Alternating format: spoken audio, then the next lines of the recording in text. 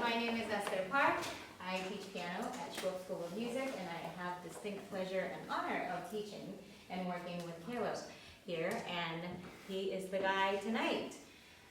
Well, Caleb, this week, this performance will be what, only the third one or fourth? Yeah. He's basically been performing every day, just like any successful musician would be, and he's been so gracious with all the stress that he's been under.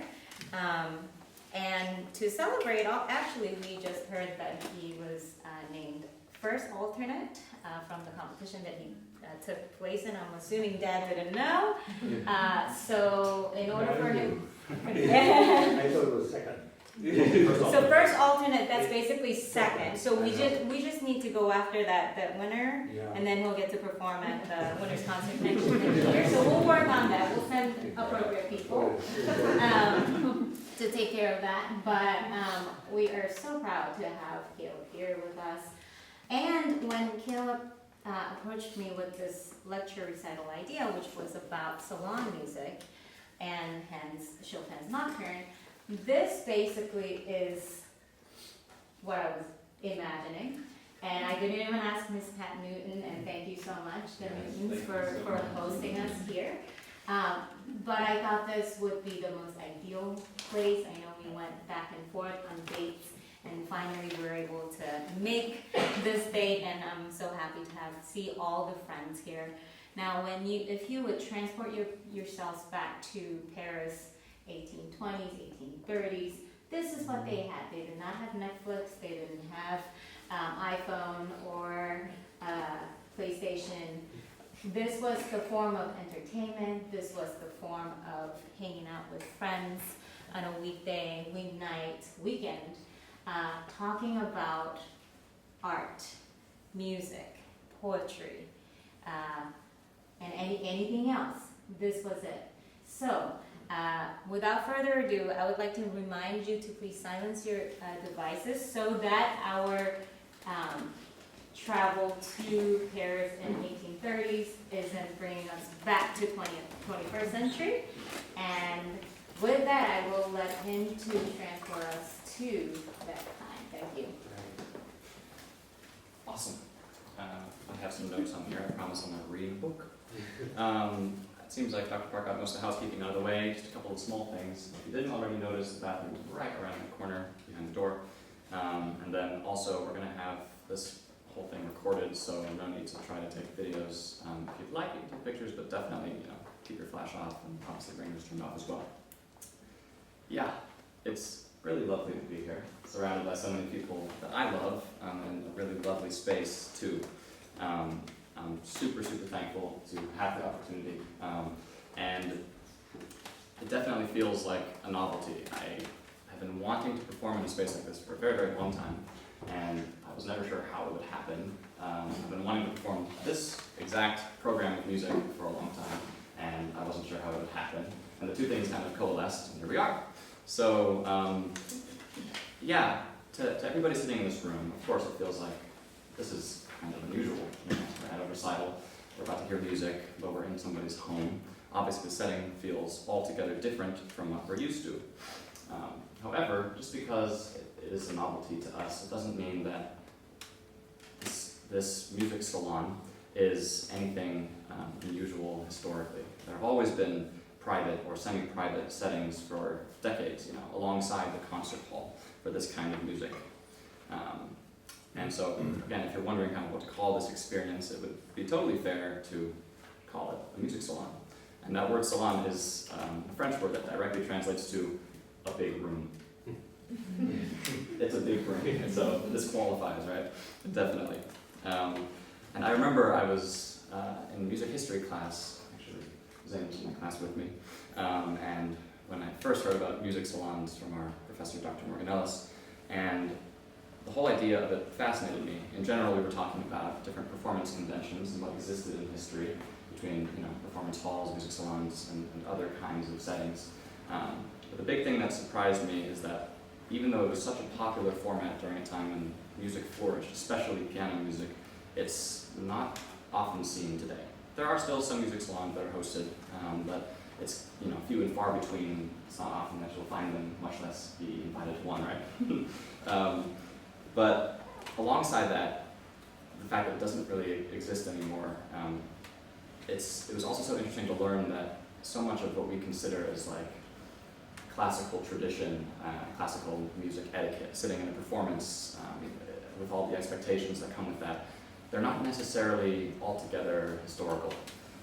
There are certain things about concert etiquette, say, perfect performance practice of historical music, or not clapping in between movements, and just behaving a certain kind of way that space would expect of you.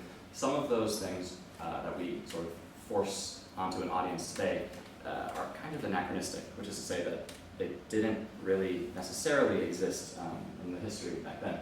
So, there are examples of raucous, rowdy performances where, it might be Handel performing a huge orchestral work in London and the audience is clapping halfway through, or the infamous Tchaikovsky's Rite of Spring. I said Tchaikovsky, Stravinsky, I'm so sorry.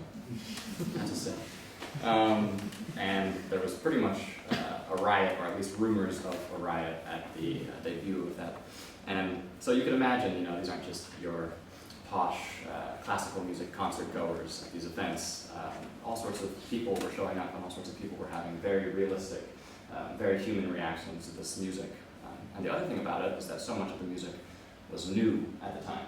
We take that for granted, that we are here within the classical music tradition trying to support and propagate all of this old music today, and kind of hold on to it with a clenched fist, when really back then it wasn't the old music, it was always new music. In the salons it was new music, in the concert halls it was new music.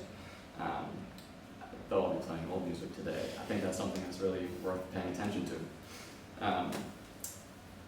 So before I share a little bit more with you about what a music salon is, I think it's kind of important to imagine yourself living in an era, maybe say the 1800s, before recorded music. Now, I think this is a super important point that's often neglected. So, music recording technology only existed since 1877. In the broad course of history, that is not a long time at all. And it just completely changed the way that people listen to music. Like, personally, I'm somebody that kind of uses music as a comfort. And so I'm somebody that listens to like a whole album, and I like the album as a cohesive whole, and I listen to it on repeat, probably too much.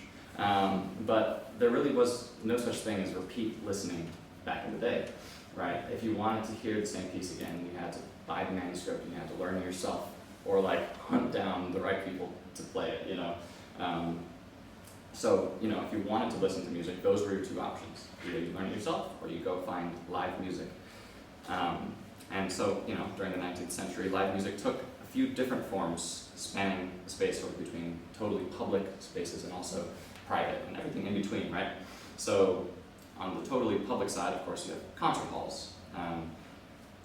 Well, actually, I should mention, with every single space that music takes place in, the space itself and the conventions of that space, if the concert hall is a well-known format, the concert hall will start to affect the kind of music that you'll find in that space, just based on the way that the space is organized, the way that the architecture, kind of seats the audience, the way that everything interacts. It'll change the music itself over time, whether or not music conforms to venue or venue conforms to music. Chicken and the egg. It's hard to say. But within each of these spaces, between public and private and everything in between, there's always going to be sort of a different implication of what kind of music you'll find there. So again, in the concert hall, it's a big public space, it's formal, it's very planned. Sometimes we'll get a newsletter. Even back then they would get newsletters with what the program would be. And so people went in with expectations, they paid money to be there, and so they were expecting a big show. Because of the size, it could be anything from a soloist, vocalist, or pianist, all the way up to an entire huge symphony. But you can imagine, before being able to just watch whatever you would want to watch, sitting down and witnessing a symphony has got to be a really, really exciting prospect, right? And so, of course, the kind of music that fills that hall is showy, it's big, it's always something exciting and new, because they're vying for people's dollars, essentially, right? So, of course, then, on the totally opposite side is private performance. And that could be anything as obvious as just practicing, because every musician needs to practice, Lord knows. But of course, some people would just play music for each other. It's kind of easy to forget this sometimes when it feels like there's always some kind of performative goal for our music, right? To just practice, practice, practice for an audition, or practice for competition or a recital, and it's always, you know, there has to be an end goal. But it was very, very common during the time because of, you know, let's say a limited interaction point with music. There was no recording. People would just get together for the enjoyment of it, right? So if you know string quartets, they're written in such a way that kind of emphasizes the private nature. Each part sort of has its own important role, and if you have 4 people playing together, they all get their moment to shine, they all get their moment to be together and to collaborate in that way. Yeah, so the totally private setting, sometimes that's referred to as like a chamber group, and sometimes that specific group can go out and do other things, but it was sort of founded in this idea of a totally private space, just performing for themselves. So kind of in between completely private and completely public exists, well, of course, there's all sorts of things in between the two extremes, but most notably, I think, is the music salon, as we find ourselves in today. So music salons, you know, they could be considered semi-private because even though they're sort of an event that includes the public, they're brought into a private space that is somebody's home. So they're always in home, and almost always they were hosted by some kind of patron, usually of a higher class, maybe the aristocracy, in France or in Russia and other countries that have salons. But in general, they weren't ever as formal as concert halls. They could be more formal in some ways and less formal in others. A lot of times socialization was the most important role. And so there could be all sorts of different, just different formats depending on who was hosting. Sometimes it would actually be hosted by a musician who would say, hey, I have these weird instruments, here's the music I wrote on the weird instruments. And give a whole presentation and then a performance. Sometimes it would be that music would take it backstage, they would just play for ambiance, and then there would be people socializing, you know, drinking a drink and eating good food and so on. It's hard to kind of pinpoint exactly where this started because, of course, people have been having over other people for parties since probably the dawn of time.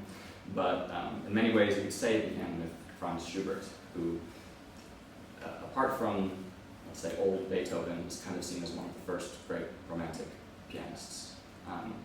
So Schubert is mostly known for his invention of the Lieder, which is a German song that essentially just takes classic German poetry, usually, oftentimes by the very, very famous Johann Wolfgang von Goethe, and you would take that poetry text and you would set it to really simple solo piano accompaniment. And not really simple, I just mean not the most overblown soloistic thing. So it was always these bite-sized poetic works, and they just caught on, you know, and it became a huge, huge format for people to follow. In fact, today, so much of the way that people write songs is based on Schubert's idea of Lieder. But Schubert was really well loved in his community in Vienna, and he would try to have a lot of connection with artists, all sorts of artists at the time, you know, painters and writers and poets, and he would have them over to show them his music and to talk about all sorts of things and politics and whatever. And this was all kind of happening around 1815, and his gatherings became so popular they named it after him. They're called Schubertiads, and these were happening in Vienna. But one reason that they were happening more frequently is because around that time, Emperor Joseph II in Vienna was pretty much prohibiting any kind of public artistic performance unless like specifically approved by himself. And so a lot of musicians, a lot of artists were like, you know what, let's just not do that, and instead we'll, you know, have things in people's homes to kind of avoid the regime, right? So that is sort of what kind of started a lot of the salon format because it was a really popular thing happening at the time. A really big, important historical event that happened soon after this is that in 1827, Beethoven died. And this was just, you know, leaving musicians to try to discover a new path forward for music, because it's really safe to say that Beethoven is one of the most influential composers that ever lived, and he had so many huge orchestral works that just, you know, made its way to the minds and hearts of listeners everywhere. And so people were wondering, okay, Beethoven is gone. He was kind of forging the way towards something new, but what comes afterwards, right? So, moving away from Vienna, all of a sudden, Paris exists. It's a huge metropolitan hub. There's a million artists there. They're all trying to create new things and be on the forefront of developed society. And among those people are just a huge list of the great Romantic pianists who are all within the same sphere at the same time. And I think this is really significant. So we're talking about the early 1800s, so like the 1830s and 40s. And the pianists, were people such as Franz Liszt, both Robert and Clara Schumann, both Fanny and Felix Mendelssohn, Brahms, and then of course, our focus for tonight, which is Chopin. But again, the important thing to recognize is that these musicians, they knew each other, not always, totally personally. They might not have all been friends, but they knew of each other's work. They were visiting each other's concerts sometimes. They were in the same salons as each other. But while many of these performers, these pianists, really preferred to be in a concert hall setting, and that was oftentimes a really great way to make money, frankly, Chopin definitely much preferred music salons, rarely performing in concert halls at all. And there's a few reasons that this might be the case. A direct quote from him: "I'm not fitted to give concerts. The public intimidates me. I feel suffocated by its breath, paralyzed by its curious glance, mute before those unknown faces." Yeah, we all know the feel, definitely. But apart from that, Chopin was known to be sickly pretty much for all of his adult life.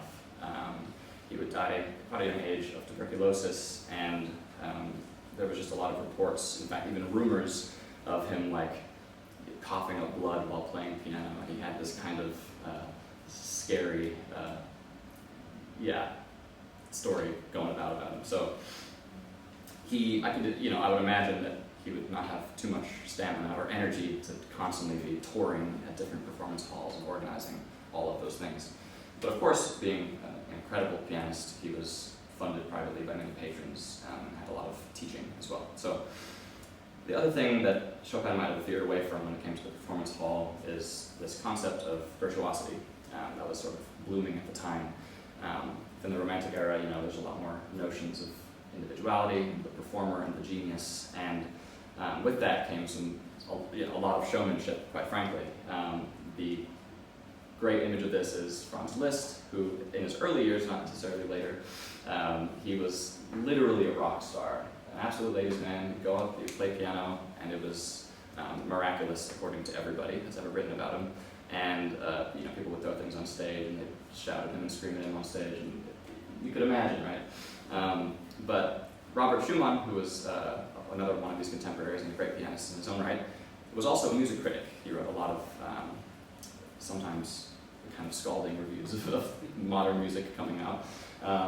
And so he would oftentimes condemn this notion of virtuosity in favor of music as a complete art form, right? Just appreciating the music for what it is, almost as some kind of ultimate form of poetry and beauty that you want to nurture, rather than just show off, right? And so it's fair to say that Chopin was also a little bit hesitant to be known as a very virtuosic player, although, again, every account of him shows that he was an incredible pianist. But likely for this reason, Chopin was pleased that the public regarded him primarily as a creative artist rather than a virtuoso. In fact, if anything, he was known for playing too quietly. People would complain, oh, I got to see Chopin, but he was really playing too quietly. Couldn't hear him well, that kind of thing, which I just find interesting. So now I'd like to talk more about Salon as a space that kind of starts to create a style of music that exists within the space. So again, salons weren't always music-oriented, but they almost always, or they very often included music, and within that setting, there are a few things about the setting that might inform the music within. So, in general, the salon music style has been defined as refined, emotionally expressive, beautiful, ornamented. A lot of these kinds of words are used. It's not always consistent, it's not always clear historically. But you could imagine already the image, and being here makes it much easier, of how those words might fit with the more extravagant space that the music was performed in. I mean, the Romantic era, especially in the high classes, and this is true today in any age, if you're going to a high-class party, they will have the best of things, right? You could picture, the best fashion. People had the best architecture. People had the greatest food and drink and the nicest glasses. And so every single one of those elements is very, very refined, supposed to have its own beauty, its own kind of artistic purpose. And so naturally it would make sense that the music within that space would want to sort of fill in a similar quality. Another thing that you might consider is that it's indoors and not necessarily a space designed for acoustics, which means that oftentimes the music would be quieter than in a concert hall. Concert hall is something that really forces the music out. It's the way it's made. So naturally, certain quieter genres of music would kind of thrive in the salon setting, especially if it was background music. And so we wouldn't want to make people use their outside voices inside, of course. Although a lot can be said about the different stylistic qualities of salon music, I would like to specifically talk about melodies and how they kind of look in genres that are associated with the salon style. Excuse me a second.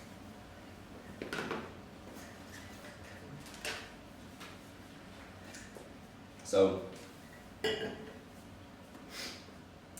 within salons, actually beginning within Romantic music, the way that composers began to write melodies, it really started to shift after Beethoven. Of course, I can't make any broad generalizations about this because all sorts of kinds of music have existed during all sorts of times. But there was this really popular movement within German music of which Beethoven was a leading factor, called organicism. That is to say, the entirety of the structure of a certain piece, it really ties in with itself in a way that is coherent and whole and complete. All these little transitionary passages make sense within a certain harmonic scheme. All of these little tiny melodic motifs fit together ultimately to form the climax and stuff of that sort. It's complicated to explain simply, but all of these ideas were kind of ballooned together in organicism, German organicism. But as the Romantic era kind of progressed and opera continued to become a huge thing, specifically bel canto opera, this is sort of this Italian style that has a huge emphasis on very, very ornamented singing, lots of variety, lots of showmanship in the singing. Of course, the high class was attending these operas, and alongside that and the kind of shorter form lead invented by Schubert, people began to see more of a focus in having a very, very clear, almost vocal melody within piano music at the time, and other music as well. So, these melodies, again, they had a lot of ornamentation. There's a lot of added elements just to make things extra, fancy, extra pretty, extra enjoyable. And one genre that I think just emphasizes this the best is nocturnes. So the word nocturne, it just translates to night directly. And it's not really a form of music as much as it is a genre. And it's a kind of a loose genre in general, but there are a few particularities about it that I could go over.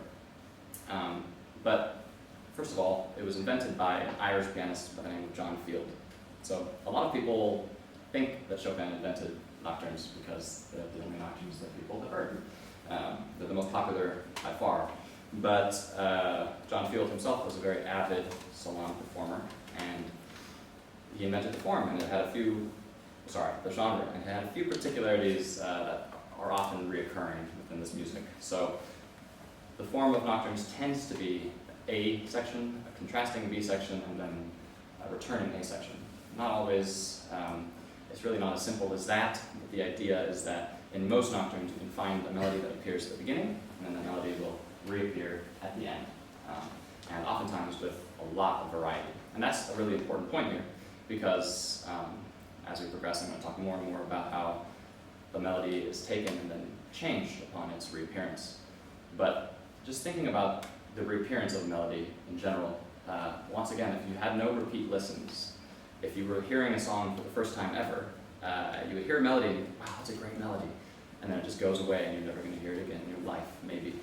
Right? That's a strange thing. I feel that way about certain composers. Like they write a good melody, and you hear it once in their song, and you think like, why did you just play it one time? That was a great melody, and you're throwing it away, you know? So people like for it to be brought back. And yeah, bringing it back is always a great opportunity for composers to kind of, you know, show off a little bit. Even if Chopin pretended not to like to show off, I'm sure that he did. So after John Field, you would think might come Chopin directly, but there were a lot of other people that adopted the Nocturne before him. Most notably was Maria Szymanowska, another Polish composer, female composer, and it's worth noting that you know, during this time in society, let's say the role of women was very restricted as far as them appearing within the public sphere. And so one thing that was cool about salons is that women were able to be very, very much involved. In fact, there are certain accounts of other female composers that were actually hosting very, very popular salons in Paris and other places. And so Maria Szymanowska was a very successful pianist and composer from Poland playing nocturnes before Chopin. And she was very highly regarded, both by John Field, eventually by Chopin, who is thought to have actually attended one of her concerts, interestingly enough, I think in 1826. But then also there was a poem written about her by that Goethe, a German poet that I had mentioned previously. So she was a big name. But then of course that leads us to Frédéric Chopin, who of course, you know, he's Polish and widely regarded as the greatest Polish composer that ever lived. But Chopin adopted and he expanded the genre of nocturnes between 1831 and 1846. He wrote 21 nocturnes in total. He really kind of pushed the form, he expanded it into all sorts of new places, he advanced the harmony and the melody, and I find Chopin's approach to melodic writing especially to be super, super exciting. Because he takes melodies and sort of stays within that traditional salon music style, but he also develops distinct characteristics that are very, you know, Chopin-esque, that listeners still love today about his music. And there's one thing about that where he takes elements of melody that are very reminiscent of voice, and he also really fuses them with certain strong points of solo piano composition in a way that feels very, very natural. And so it's worth noting that Chopin, as a composer, he barely wrote for anything at all besides piano. He had written a few things, orchestral works in his early life, a few things maybe for cello and voice in his late life. But in general, he just wanted to play the piano, and he didn't want to play it around too many people. So, yeah, considering that the nocturne is a genre that has been forged by pianists that are very specifically ingrained and involved in salon music culture, it's really safe to say that it's one of the, it's really a prime example of what that style of music might actually contain. So, you know, instead of only talking about how Chopin might decorate and develop a melody, I will demonstrate using these two nocturnes I have for you tonight. So, I'll be playing Chopin's Nocturne in B major, Opus 62 number 1, and his Nocturne in E major, Opus 62 number 2. For anybody that might not know, Opus is just publication number, so if it's Opus 62, it's a 62nd publication, and you know, these two pieces were paired together when he published them. But these two pieces are Chopin's very last nocturnes. In fact, after he wrote E major, he would actually pass only 3 years later. So this is very, very late Chopin style. Yeah, so without further ado, I'll give you some examples of what I mean about the way that Chopin likes to develop melody.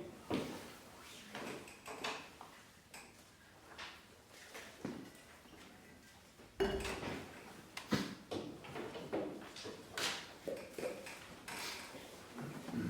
should note that apart from just these examples that I'll give you before my performance of the piece, you may be listening to this music for the first time today, and so you have an even better opportunity to kind of place yourself in the seat of people back in the 1800s. You'll hear a melody, and you'll try to catch on to it, and then hopefully you'll hear how it's adjusted and shifted as the piece goes on. So there are a few points I'd like to emphasize in the way that Chopin will take a melody and then he'll totally begin to adjust it depending on his purpose. So in Chopin's B major nocturne, it's a simple form, it's A, B, A, and I'm actually going to start with the melody in the B section.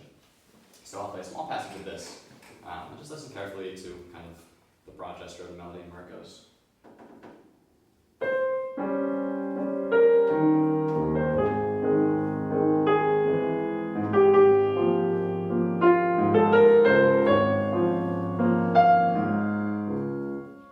And so on.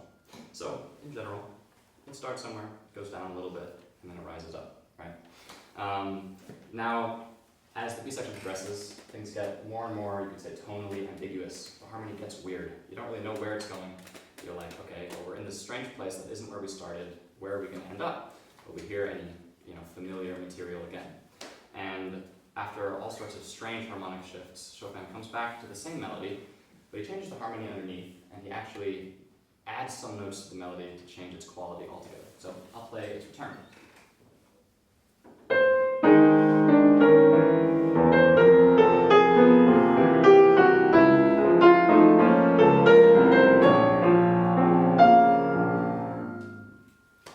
So, definitely it feels a little angrier, and it has more movement and more angst. And I think that there's one particular thing that Chopin does to this melody to sort of add that effect. To put it simply, he just adds notes in between the notes. The first time he plays, he jumps down to this A flat. But the second time, he kind of slides down to it. This adds sort of an extra layer of gravity. You have to sort of push a little bit to get to the note that you want to hear. And in a sense, that's a very vocalistic quality. The singer will actually feel every single interval that they have to sing. And so you can kind of see how Chopin is inspired by the voice. And as it goes on, the first time,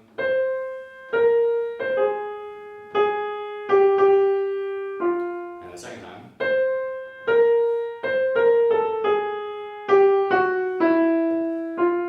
so it's a whole lot of, again, that kind of pushing feeling.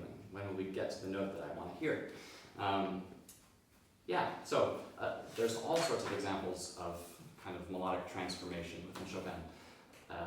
There's a melody that exists in the A section, just kind of a transitionary melody, and he plays it twice in a row, except that both times are different. They're kind of the same melody, but they're kind of not. Let me show you what I mean. Here's the first time.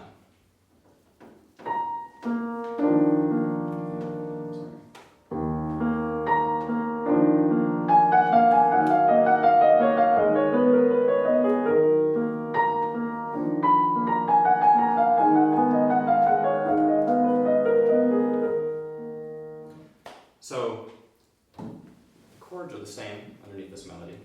However, the melody takes a different format, you could say. Now, the best way I think to understand this is thinking of the melody, you can kind of distill it down to something simpler. We like to call these structural tones. So, it begins up here, then on each beat,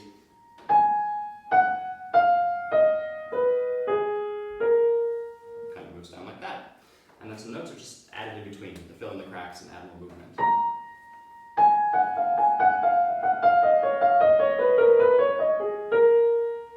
So nothing too complicated. Now, when he brings the melody back, Chopin does two interesting things to it. First of all, he just changes the pattern, those notes in between each of the structural tones, to be something different, and it adds some extra variety. In fact, it actually makes it so that the structural tones land in a slightly different place within the beat. So instead of on the beat, or whatever, Chopin delays it a little bit, lands on the wrong note, then moves to the right note on each beat, so it sounds like this.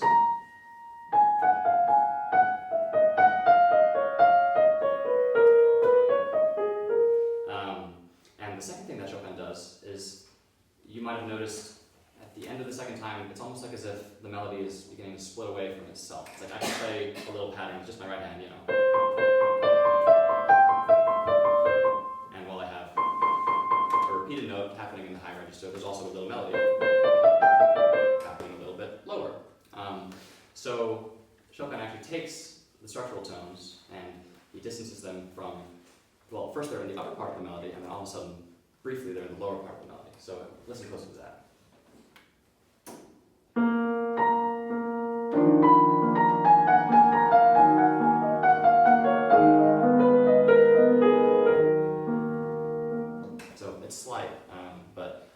these are the details that really make Chopin melodies shine, you know? And then I got one more example from this piece in particular, and it really is the most important. I'm saving the best for last.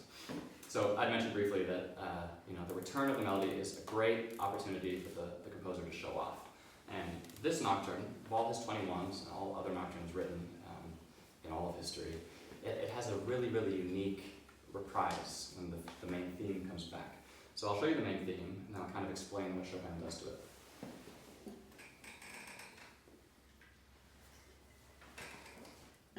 So the main theme is as follows.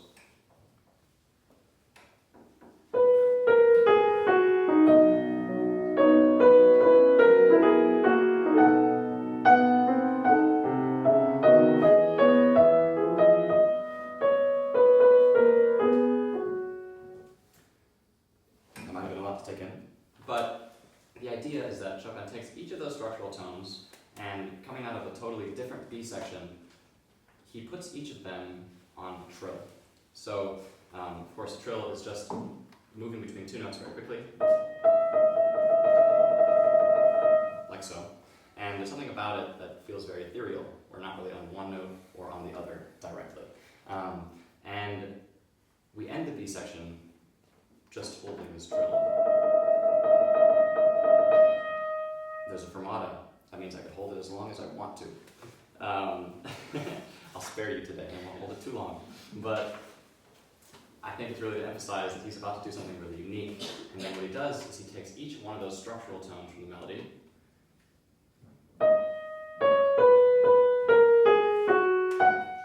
and he puts a trill on top of it.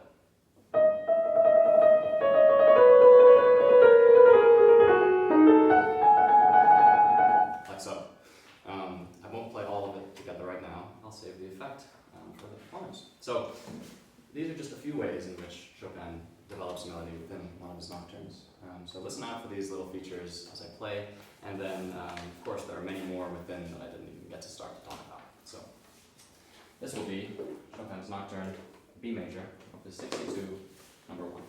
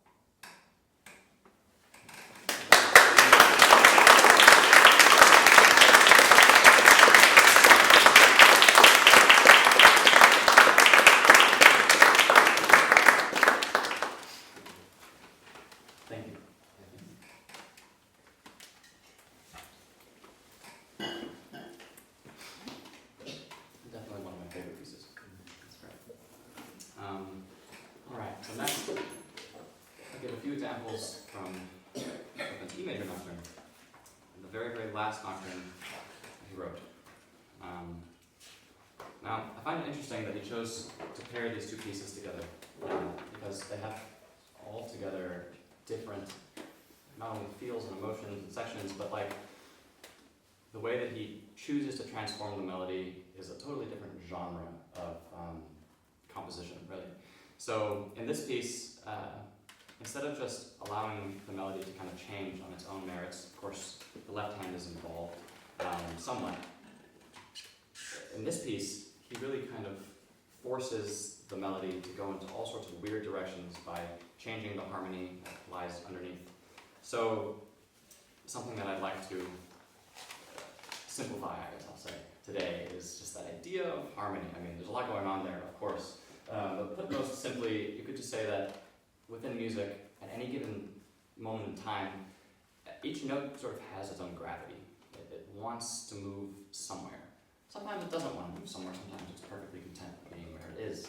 And this is all very interrelational, so it just depends. Even the function of a note and where it lies, maybe it's stable at one moment and then it changes the next. It can be fleeting. But the idea is that certain notes feel incorrect at times, which creates tension, and then they can feel very correct at times, which creates resolution. So, the simplest example, maybe I'll play a C major chord. Any of you could play a C major chord. And then I'll play a note over it. It's not a very nice note, but this one feels correct. And so the chord in and of itself has kind of a solid gravity. It's just staying put. It likes to be where it is. It feels very, you could say that this is kind of home, right? And then all of a sudden this new note comes in, and it feels very out of place, and then it travels home. So it goes from being tense and then it resolves. Exactly the figure that I just played, going from the wrong note and then moving by step into the correct note. We have a fancy word for that. It's called the appoggiatura. But yeah, that's essentially what's going on there. As much as we might use a fancy word, I really think that this element of music doesn't take a music degree to understand. Absolutely anybody could understand that feeling. In fact, they do, whether or not they're able to kind of voice it, right?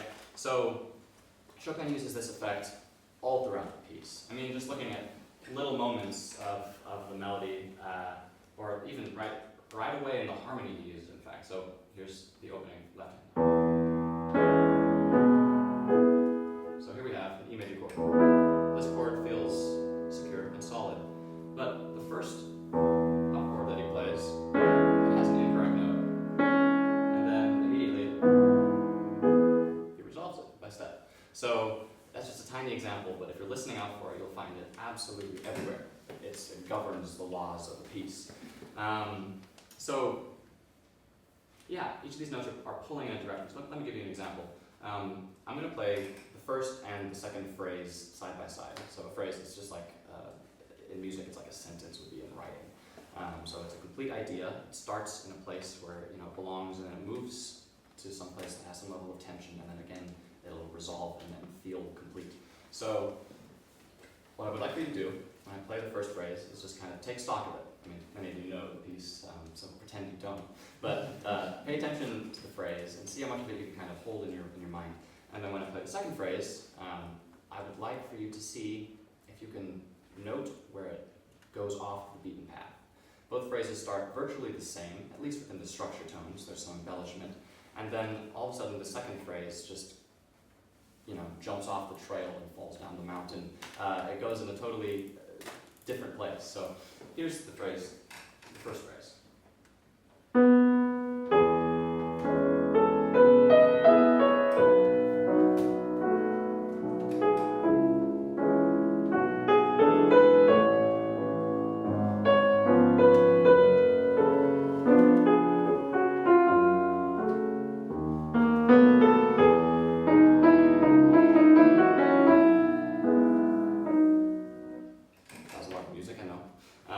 But that is the first phrase. And then we have a little bridge, and we're back where we started. So as you're listening, if you can find the place where things start to get really different, you don't have to remember all of it, just put your hand up and just take note of where it goes and how unique it is.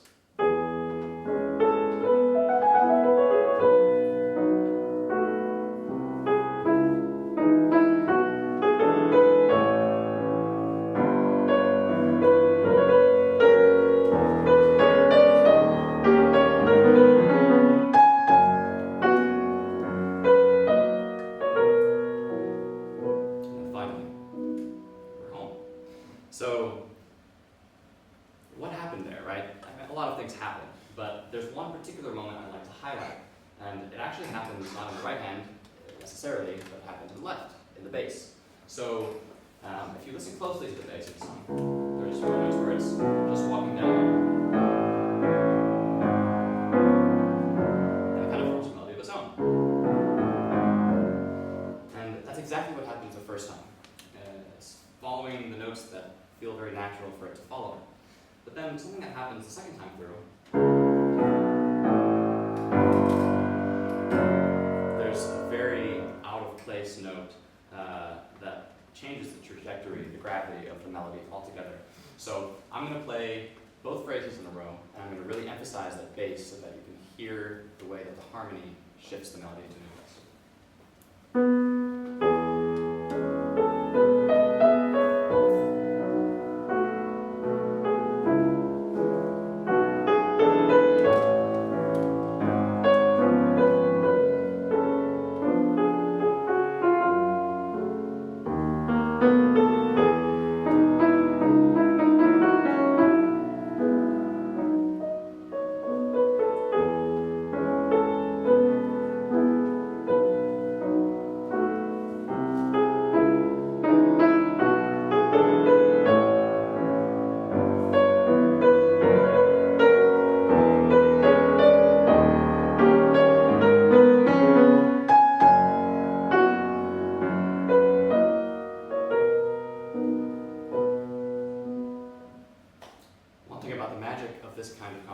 Is that, to the uninitiated, you might not have noticed that we ended in a new place that was altogether different from where we started.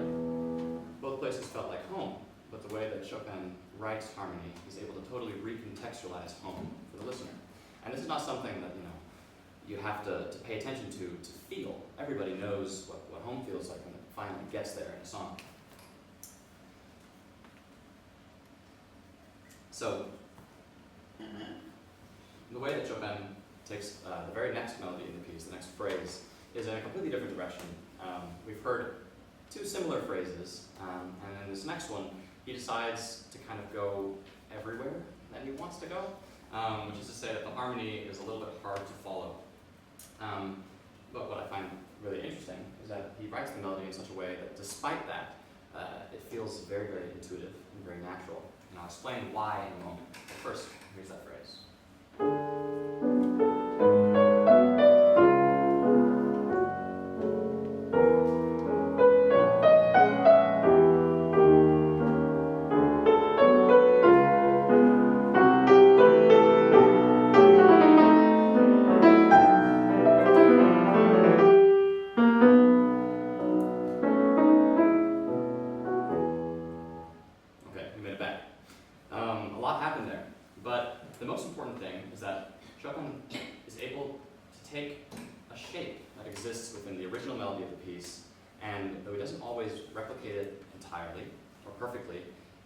Takes the general contour of that shape, and he continues to play it over and over in the right hand.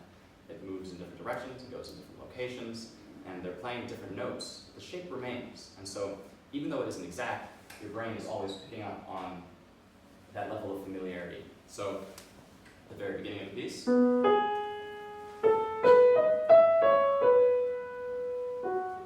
then in this phrase,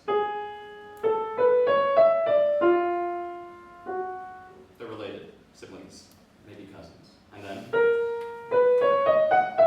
same thing again. And then again. Go somewhere else.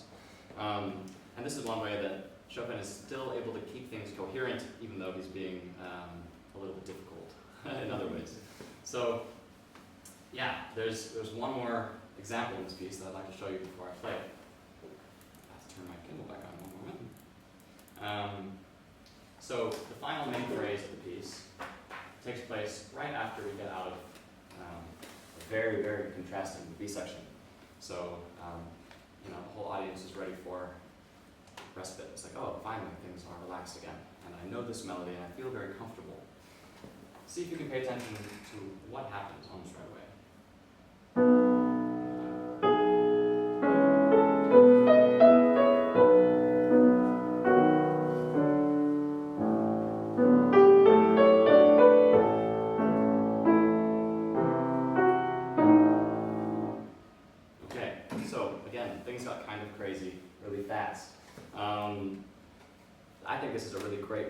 it's very, very common for composers upon the reprise of the melody to at least go a little ways longer until they start to really tamper with things again.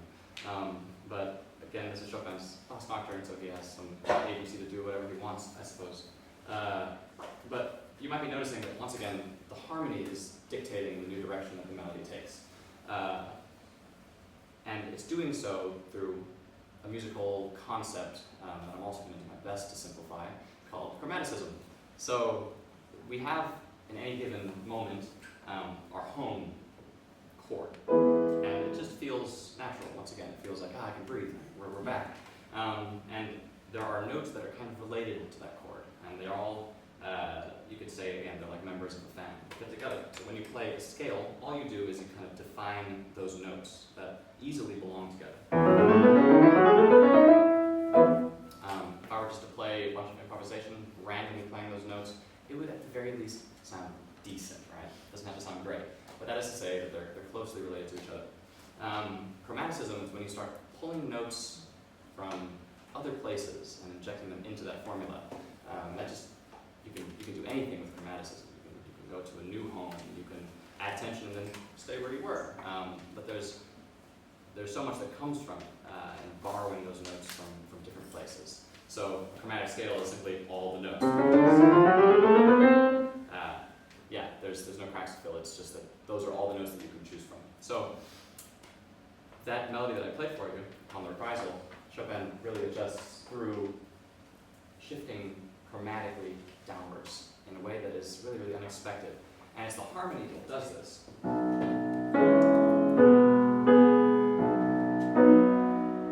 have this chord, and then it all kind of sinks all of a sudden. We're in a new place. And then he chooses to do it again. Because, why not? Yeah, it's one thing to do it one time, and he chooses to do it twice, just because he likes to show off a little bit. But what I find most interesting about this moment is that while the left hand is making all of these changes in harmony, the right hand is continuing to hold the same note while the left hand is shifting everything away. So what actually happened is that the note that's being played in the melody that was the correct note, that was our note that belonged and was home, all of a sudden gets recontextualized, and it's the incorrect note. It doesn't belong anymore, and it needs to move. And so the left hand just makes the right hand uncomfortable. And it's like, oh, we have to go somewhere else. And then it happens again. Oh no, I can't stay here, we have to go somewhere else. And this all culminates in a phrase that's about twice as long as some of the others in this piece. It takes forever for it to finally resolve, but when it does, it's a huge payoff. So I'll play this section just one more time. I won't complete the phrase, I'll save it for the performance. Just so that you can hear that feeling of the note being, again, recontextualized.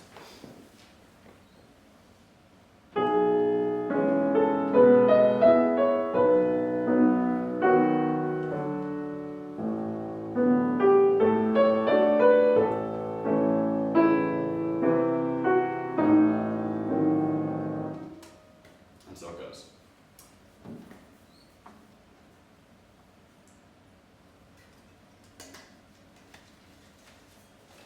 But once again, I would encourage you, if I had you all night, and I would hate to do that to any of you, I would go on and on about, the many, many other moments that exist within this piece, and you could really listen out for. But I hope I've equipped you with a couple of analytical tools to help you to better understand some of what's going on. So just listen closely, and there's a whole lot to find in this piece. So this is Chopin's final nocturne, that is E major, Op. 62, number 2.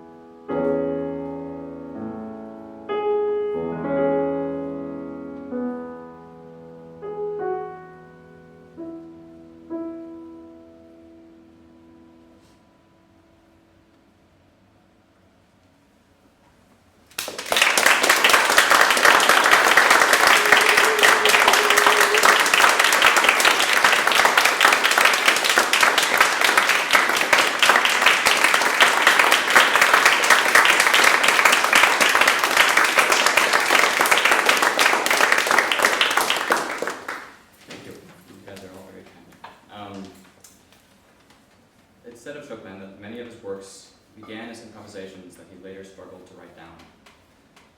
There's something about that compositional style that I think kind of summarizes why I find his melodies to be so appealing.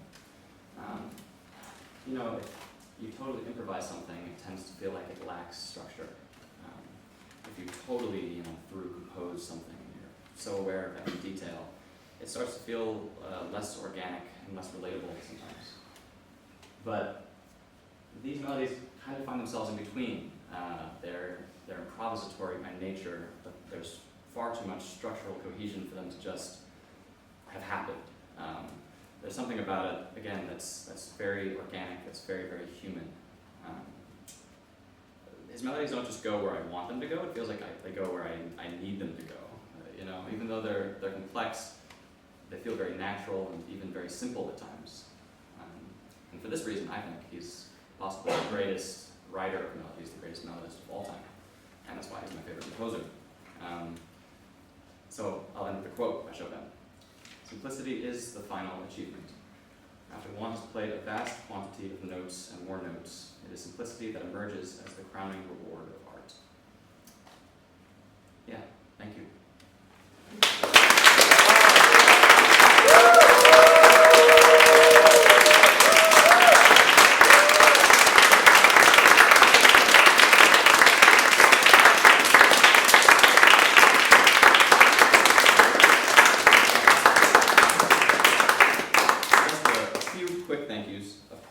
Thank you so much to Ms.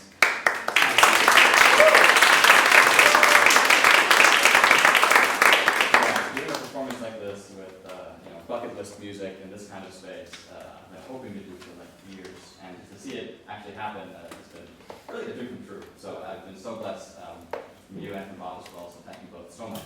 Of course, thank you to Dr. Park, not just for wonderful instruction and musical guidance, but I've been kind of everywhere the last 2 weeks, and multiple times she's reined me in and given me the motivation to get through, and like the practical approach to just not get in my head and freak out, So she's as much of a mentor and a good person as she is just a teacher in general.